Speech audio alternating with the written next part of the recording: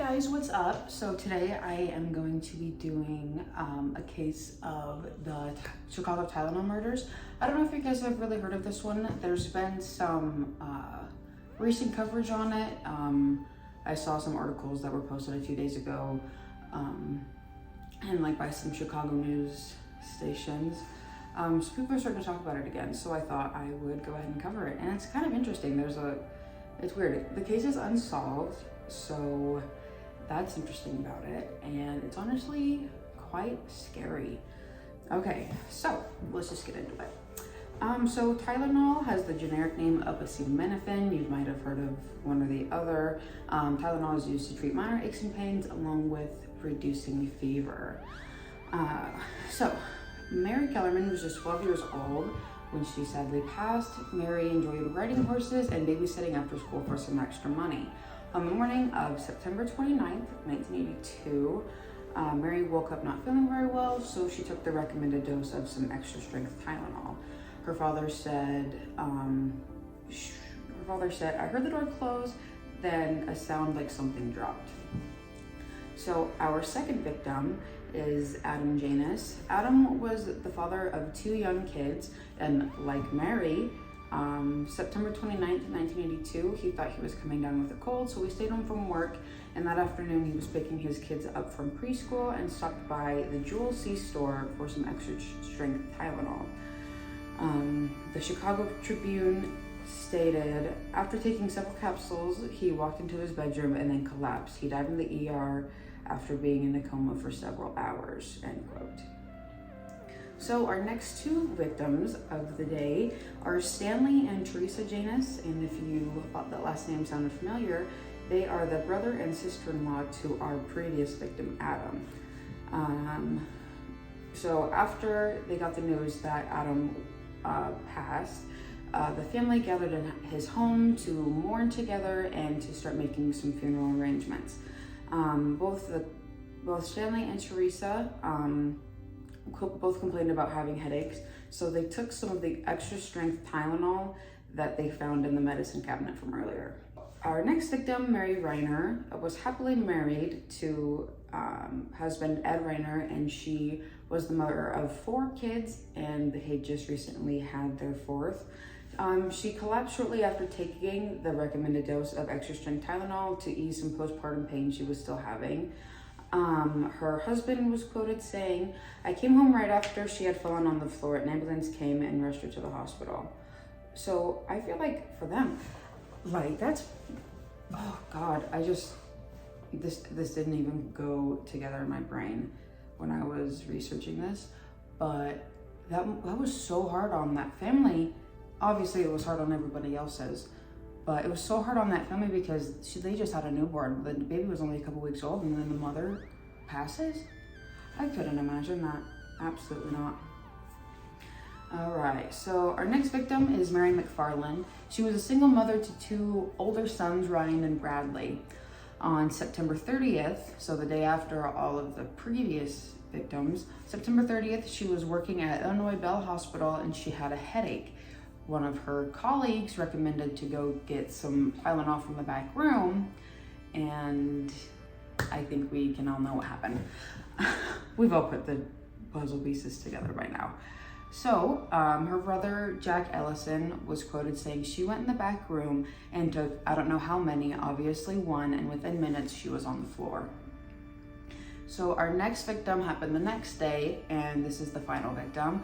Paula Prince was a flight attendant for United Airlines on October 1st, so day after the deal with Mary McFarland. Day after, on October 1st, 1982, she flew in from Las Vegas and headed home. On her way home, she stopped at Walgreens and purchased some extra strength Tylenol. Shortly thereafter, she was found deceased in her apartment, and an open Tylenol bottle was found on the counter. So we have 1, 2, 3, 4, 5, 6, 7 victims. So into the investigation. Obviously, so all of these victims, they bought their Tylenol at different stores, and they didn't live like in a close proximity to each other. So finding the connection between all of them was very hard for the investigators. So the connection between Stanley Janus, Teresa Janus, and Adam Janus, all led the connection of it being Tylenol. So investigators looked at the bottle the Januses had and the bottle from the Kellerman family that they had received as well, and they discovered they had the same lot number of MC2880. Medical examiner Edmund Donahue told investigator at the time Nick Pichos to smell the bottles. Pichos told Donahue it smells like bitter almonds, and cyanide smells like bitter almonds, I guess. So the toxicology report showed victims ingested 100 to 1,000% times the lethal amount of cyanide. So they were poisoned by cyanide, and they obviously connected all of them to Tylenol, extra strength Tylenol capsules. That's exactly what it was. After authorities were certain that the Tylenol was laced, all Tylenol was pulled nationwide. Johnson & Johnson, the owner of Tylenol, recalled 31 million bottles at the time. They also offered to replace the bottles with newest lot numbers, and they also offered a $100,000 reward for any leads to the victim or perpetrator. All precautions cost Johnson & Johnson over $100 million. I know that they have the money, but that hurts. That's hard to say. That's hard to say that they lost that much money. So on October 5th, 1982, so just 4 days after the latest victim, the U.S. Attorney Generals and the FBI joined the local police department in Chicago and some surrounding areas. In the first stages of the investigation, there were around 1,200 active leads. U.S. newspapers and magazines published over 100,000 separate articles covering the case and talking about it. There was obvious nationwide panic. And there's panic when, like, the romaine lettuce a couple of years ago, or like how Chipotle always gets E. coli and salmonella. Like, there obviously people know about it and are if you just went to Chipotle and you're not feeling great, and then in this case, if you've just taken a Tylenol and you're like swallow it as you're watching the news, you're like, oh crap. Obviously people are going to be a little bit worried. So there was obvious nationwide panic. People overwhelmed hospital and poison control centers, probably mostly because of what I just talked about, or there's people that think they like hypochondriacs, they think they've got everything. So Chicago Police Department also drove through the city warning residents over loudspeakers. So just totally going crazy. The FDA reported an uptick in the copycat crimes. They said that they reported over 270 cases in just the initial month after the murder. So as I said earlier, the victims bought all of their bottles from different places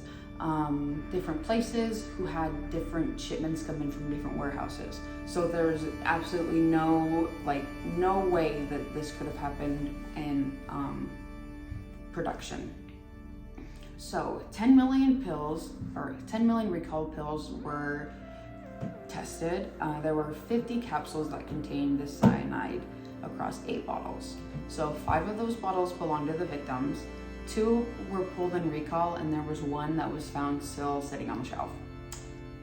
When I was researching this, I said, just imagine somebody taking that. Who would be fired? I can't believe that. There was no physical or DNA evidence found on any bottles. Also, this was the 80s, but I'm sure they've tested them since. So investigators theorized that it was motivated to tank the Johnson & Johnson stock. I don't know anything about the stock market, especially the stock market in 1982. So I don't know if it was just going really high or if it was just for fun, they wanted to tank the stock, whatever. The investigators looked into every disgruntled employee that worked where the products were made, sold, or stored. They reevaluated shoplifters, and they looked into everybody that was recently released from prison or mental institutions that were nearby. They also publicized the victims' funerals in hopes that the perpetrator would show up. A lot of criminals do that. So cyanide, I don't know chemistry, but I know that cyanide is very deadly, it's very lethal, and I guess it can disintegrate the things that it's in. So because of this, they theorized that the bottles were bought, laced, and back on the shelves before September 28th, which is before the first death.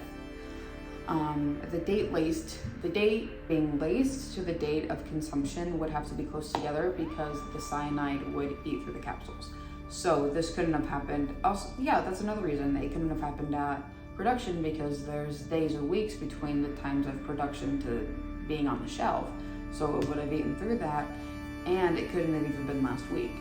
It couldn't have been 5 days before. It would have had to be, like this said, the 29th, so the day before the first murder or killing, death. Day before the first death. So despite being still unsolved, they were still looking into a few different suspects. The first of which being Roger Arnold. He said some suspicious things about the murders at a bar, and somebody reported it to police. Police questioned him because of this and searched his home. And at his home, they found some things that they thought were interesting connections. In my opinion, I don't think I don't know. I mean, yeah, there are connections, but it's also, I feel like it's a stretch. So Roger Arnold worked with Mary Reiner's father at a Jewel C store warehouse. Adam Janus actually purchased his bottle from a Jewel C store as well. So that was a connection. That is kind of a weird connection, gotta be honest, but whatever. How to crime manuals were found at his home. And evidence of chemistry equipment was also found, including test tubes, beakers, and a suspicious bag with white powder that they thought was a cyanide. Imagine finding that. But it was actually potassium carbonate, not potassium cyanide. Arnold also refused to take a polygraph. Police never had enough to prosecute him, so they just let him go. In June of 1983, Arnold was arrested and charged for the unaliving of John Stanisha. Arnold thought that John Stanisha was the person that turned him in for saying those weird things at the bar, but it wasn't John. So he was sentenced to 30 years but got out early on parole, so that's great. The second suspect was Theodore J. Kaczynski. If that name sounds familiar, it's because that is the Unabomber. I don't know if I can say that. Which is a whole other thing. He sent bombs to various addresses across the country. Interesting. Kaczynski is an Illinois native, and his first bomb was found in Chicago. There was also an unofficial Tylenol death of J. Adam Mitchell that happened 2 months before the cases we're talking about today. This happened in Sheridan, Wyoming, and Sheridan, Wyoming, I guess, is a town that is en route from Chicago to Kaczynski's cabin in Montana, where he was living at the time of end of September, early October of 1982.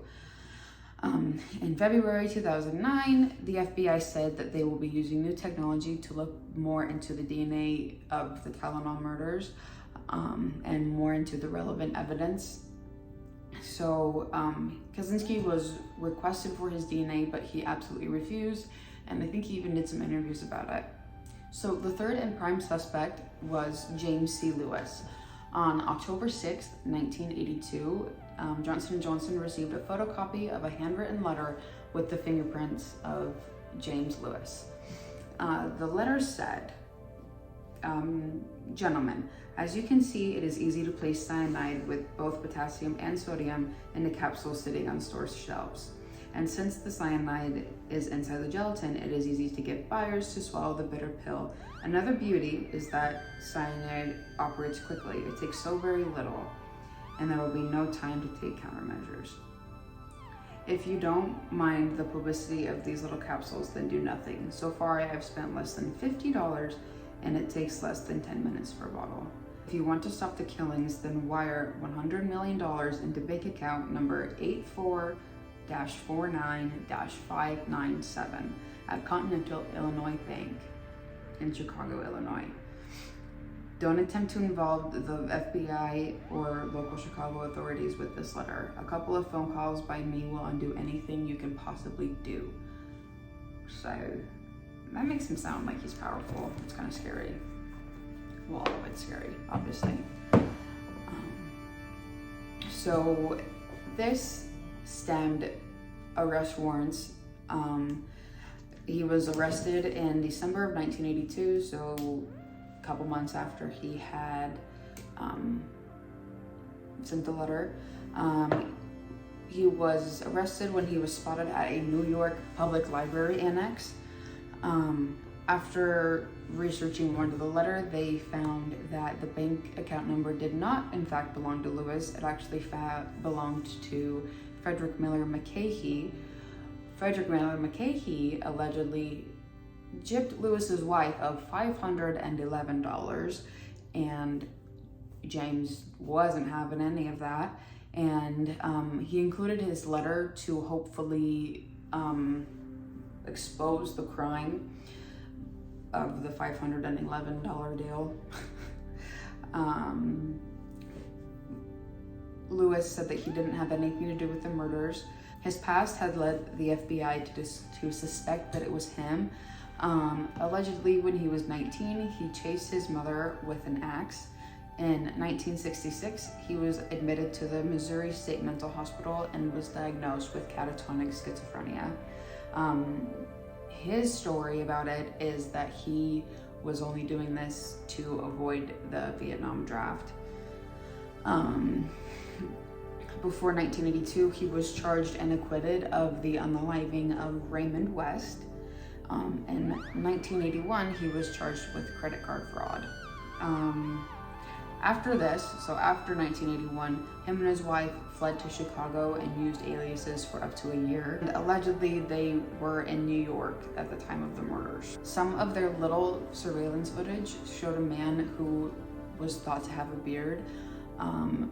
People obviously assumed that it was James, especially since he was already named a suspect, but there was no positive ID that it was him. They never had enough to prosecute, let alone convict him of the Chicago Tylenol murders, so they just had to let it go of that.